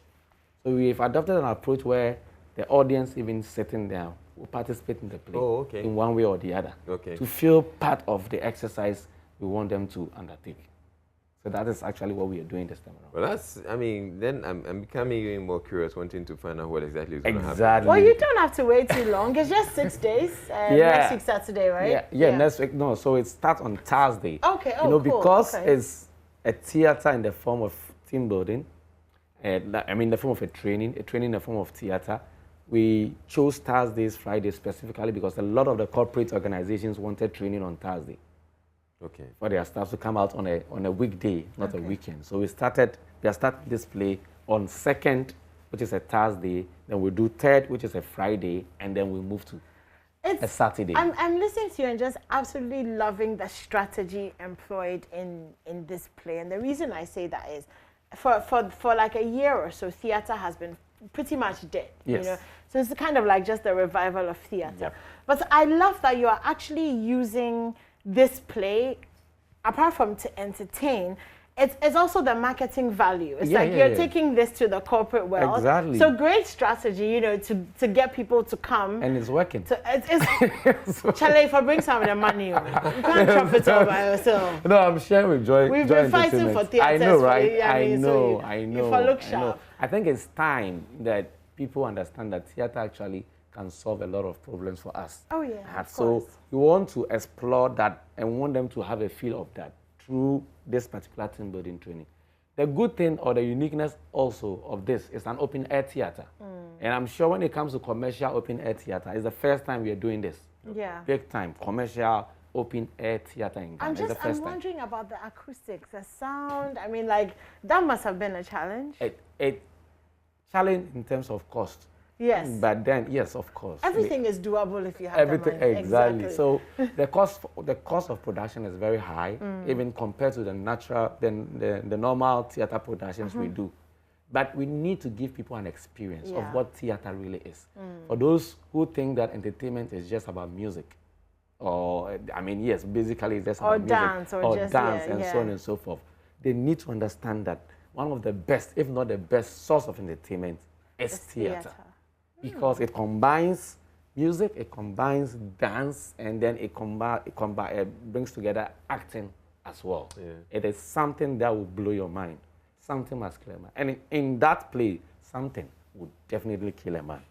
As for what the man means, I don't know. So if you're watching us, now you're confusing it no more. If you're watching us and you want to kill the man in your life, please take him to.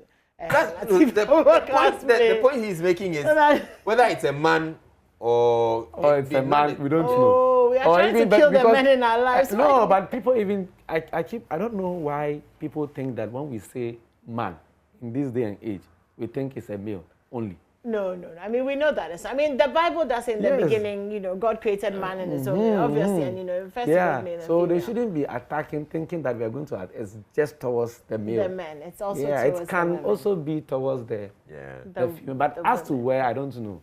When you come and watch the play, we'll find out. Let's see. Okay, well, it starts on Thursday. It's open to everyone, isn't it? Yeah, from it's open. Thursday? Yeah, it's open to everyone from Thursday. And you can grab your tickets. Yeah, through a short code. Star 447 star 1092 hash. Star 447 star 1092 hash. Or you can just go to Joy Entertainment social media pages. Okay. You have all the information there. Okay. Any of the Joy Entertainment social media pages has every information in terms of the ticket outlets, Joy FM, Kuala, Patrona Total Airport Shell. But details information can be found on the Joy Entertainment page. So you indicated that you've done what, 17 plays in 10 years, and I'm looking at you. You don't look like someone who is that advanced in age. You start at 20. No. Okay, Israel wants to know how old you are. I know. Basically. Yeah. Okay, you don't have to say it. I mean, but it's incredible. 10 years of playwriting. Yeah. That's incredible. Yeah. Thank you for sticking with it. And more importantly, Something Must Kill a Man is the best of all the plays. Yeah.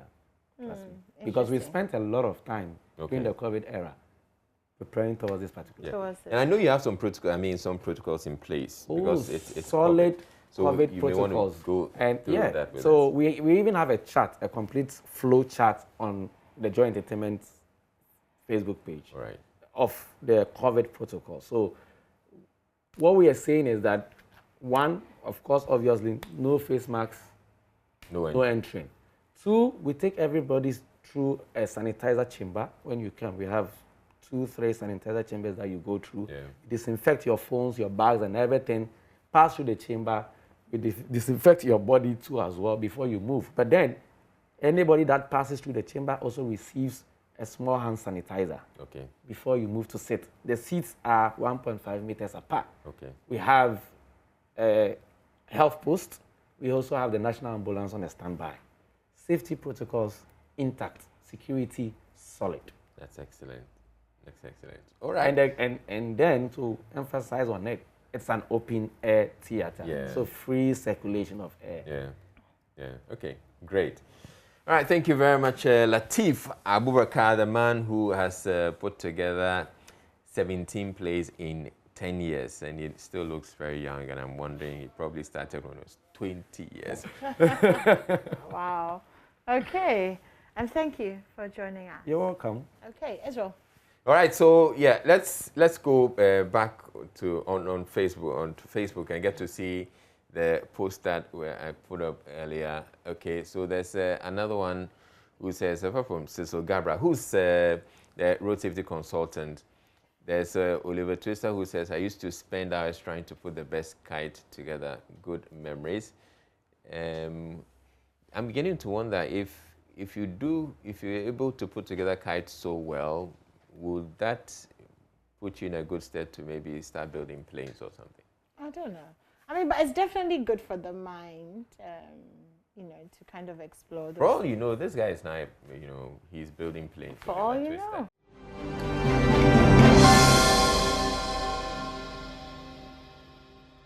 Please let us know if you. So you went. So they went for Cecil Gabra? Yes, they did. Oh, really? Okay, so what's the whole idea? I mean, I didn't say that you should go and call the man. Okay, Cecil Gabra, okay. Now that we have you on, I was just saying that if you've destroyed all your mother's brooms growing up, and your kids decide to do that to you, will you be happy? Well, Israel, this is quite funny. Yeah? I was on Facebook and I saw your comments and I said, wow, I mean, this brings me back to the very olden days where, my office and my home is just close to the La Beach. Yeah. So those days we'll, pick up the brooms and you need a hard brooms, okay? Yeah. And break them, go to a corner and break them up. Sometimes you need 8, 16 to get the real kites to go to school. You said Songoli, it's Songoli. No, as for the names, there are different names. I mean, they're different. It's been corrupted several times. In fact, my cousin put a comment on it, and she actually breaks it down in Ga. So the name has gone from Asangoli to Osongoli, and everybody is calling it what they want to. Oh, okay. So I mean, I call it Osongoli. And we go to the beach, and you have to get what we call the ihokpa. The ihokpa is the thread, the thick thread for the hair. That your mother will be using, that you steal. Yes. You have to steal it. And it was on not the paper. It was what we call the kokoronto. And I'll show you the original kokoronto because I have an old picture. Yeah, I don't know whether you can see it. Okay, can you see it? I'm holding one of the kokoronto. Okay, yeah, can you see it? Yeah.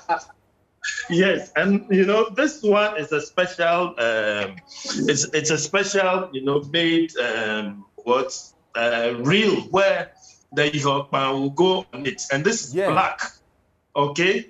And, I was on the aspect, I have to do it. I have the 8 and the 16. The 16 can take you up to about 1 kilometer. We go to the beach and then have memories. Wow. The tail must be not rubber-like, but then you go in for this, the belts. We go and steal our mother's cloth, and then you cut it. Pepper like some 2 inches, and then you tie. Oh, we really had fun. Today, all those things are not there. Our kids, wouldn't like to have that. But I think we need to bring it back. You should have a program, and then remembering the 80s, remembering the 70s and 90s. Let's go and have fun, like, Chaskele, and then Pinolo, all those games. I mean. And stay. Bring us back to our sweet memories. Okay, we need to do that, and then our kids maybe will follow up, or maybe they will try and computerize the games that we used to have. So Gabra, do you remember Stay? Stay, the one you do this. Yeah. When they're throwing the ball at you, yeah. Wow. Okay. We need to have fun. Yeah. We need to bring all these memories back. Yeah. And anyway, I mean, Ludo is already there. We had this one. The name Tumatu. Yes, we need to bring that up, and then which one was that? The one that you use, it's still kokolonto, and no, the snail. You use the snail, and then alikoto. Wow. We need to bring alikoto back, and then it's really fun, and that brought all of us together those days. Yeah. I mean, we didn't have anything like weed smoking, secret smoking. We were not even chasing girls because this was boys. Sister Gabra, are you sure? Why are you not doing mommy and papa? Hey, you are talking to. I quite remember I'll be talking to one particular girl that was so beautiful, and then my mom will come out and say to the girl that, hey, is your mother aware that you are here? You see, our mothers were so strict. Our dads were, on the hall, and then had fun with all of us. But in Israel, it's really a Friday fun. You guys have really caught me spot on. I really love it. Let's continue. Let's bring the fun back. Yeah. And then stop sitting behind computers that is giving us backaches, giving us problems with our eyes. I wasn't wearing glasses, but then because of the computers, I had to start wearing what I'm wearing now. Come on, let's have some fun. Let's go back to those days. And I know multimedia, you can let it work. I mean, one day, bring all those guys together. We will come. I mean, people over 40, over 50 years and above will enjoy such fun. Do you think you can still make the kite? Yes. I'll do one and then let you see it. Okay. The problem is to get the broom, but then I'll look for brooms and do it. Let's do that. Wow. Let's do that. And Okay. when you do the kite, you have the nose of it. We call it gugon. Yeah. Which is the nose of the kite. If you don't have it, well aligned, the kite will be rolling to go. To be rolling and then to fall down. You're a pro. Yes, I am. Okay, thank you very much, Cecil Gabra, for joining the conversation. So yes, you have a wonderful weekend, and yes, I'll take you up on the kite thing. We'll have to put together that kite. Now, one other thing, whilst he was talking, I recall growing up, you know, there's this insect. I don't know if whether it's an insect. Kulu by Abele. Okay, anybody's confused. She's so confused. No, I was listening to Yao telling us that we need to go on a commercial break. We'll be back, you know, after we take these adverts. Yeah, that's what I was doing. No confused, really? Yeah. Okay. So we'll be right back. Don't go anywhere.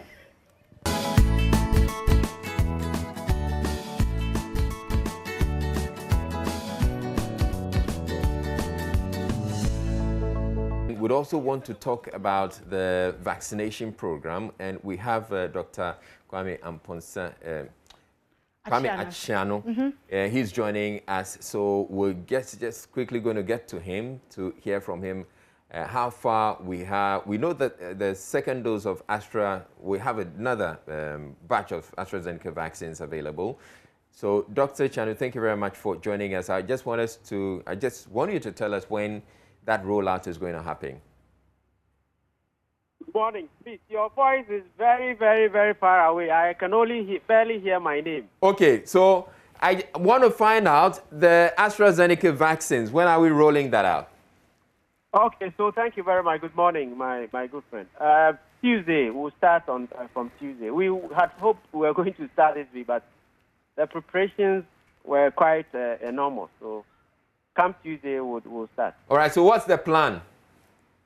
Okay, so the plan is we are doing what we call equitable distribution. Remember, we have some backlog of Ghanaians who took the first shot and are waiting the second shot.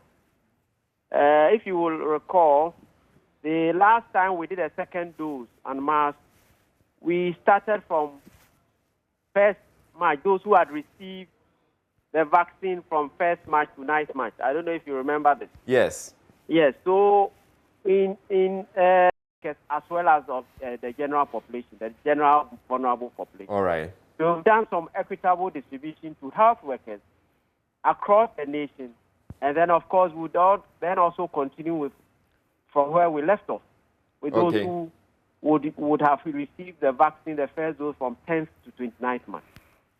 All right. And then we still have AstraZeneca in the pipeline. And so by middle of September, we would have covered all the rest of the people. So we are on track, and we hopefully would be able to do that. At least we are getting some 600,000 doses. All right. Thank you very much, Dr. Kwame Achiano. He's a program manager for the expanded immunization program at the Ghana Health Service. Thank you very much. And that's it for the show. My name is Israelai. Mine is Enima Joy. Thank you so much for joining us. We'll be back next week, Monday at 6 a.m. Stay safe this weekend.